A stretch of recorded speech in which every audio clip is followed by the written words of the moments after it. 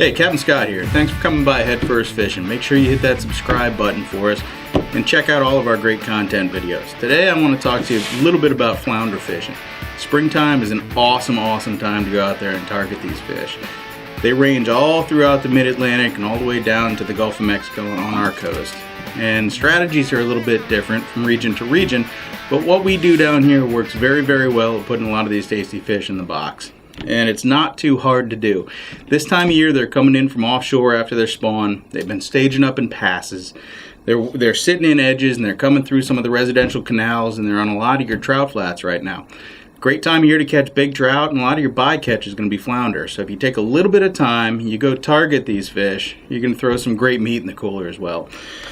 Good way to do this is by using jigs. A shrimp pattern jig or a little mullet pattern or a sardine pattern jig are going to be great for you.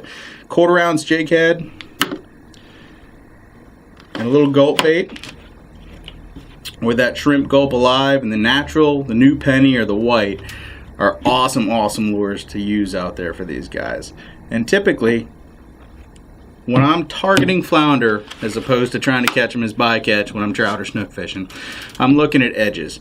Looking at edges of grass flats, I'm looking at eddies around bridges, current edges, shadow lines, but mostly bottom edges, whether that's mud to sand, grass to mud, whatever that may be. You're looking for those edges where those flounder are going to be sitting in ambush, waiting for bait to spin around on a tide change, and garbage whatever you're going to be throwing at them. And when they're staging up this time of year, you can really have productive days going out there and throwing these jigs. Low and slow on the bottom is really what's going to make your day. As I said, these 1/4 ounce jigs in most cases are really all you need, unless the current's really cranking. In that case, you can go up to about a 1/2 ounce. But typically these 1/4 ounce jig heads are all you need. And if you let that lure hit the bottom and you tickle it back, I mean really just kind of wiggle the rod tip, what you're looking for is almost making that lure tremble in one place on the bottom before you maybe tap it towards the boat. A cast may be, a 2-minute retrieve to get that lure back. And when it feels like it's hung up, when you feel like you're on the bottom and it's a rock or it's a weed or it's a plastic bag down there, that's most likely your flounder. Give him time to eat the bait, eat the lure. Even if you're using something, like gulp has a lot of scent to it.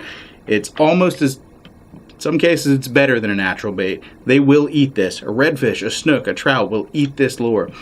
But if you're using a lure without a natural scent, a flounder will still ingest that thing. He'll come up, he'll grab the back of it, and he'll sit there and feel like basically something that's undesirable. Feel like you're hung up.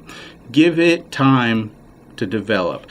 If you back off, just like you're hung up with a grouper in the rocks, if you back off everything, you just kind of maintain contact with that guy, and you count to 60, you're going to feel a little bit of action down there. That's how you know it's a flounder. Count to 60, slow down. Once you get there, stick him. I'd rather have that fish ingest that lure and put him in the box than pull the hook on him. So if you use those tips and tactics, you use these gulps, you use whatever shrimp pattern you like, and you're fishing around edges and the head or the end of a tide, you're going to be catching flounder this time of year. Good luck out there.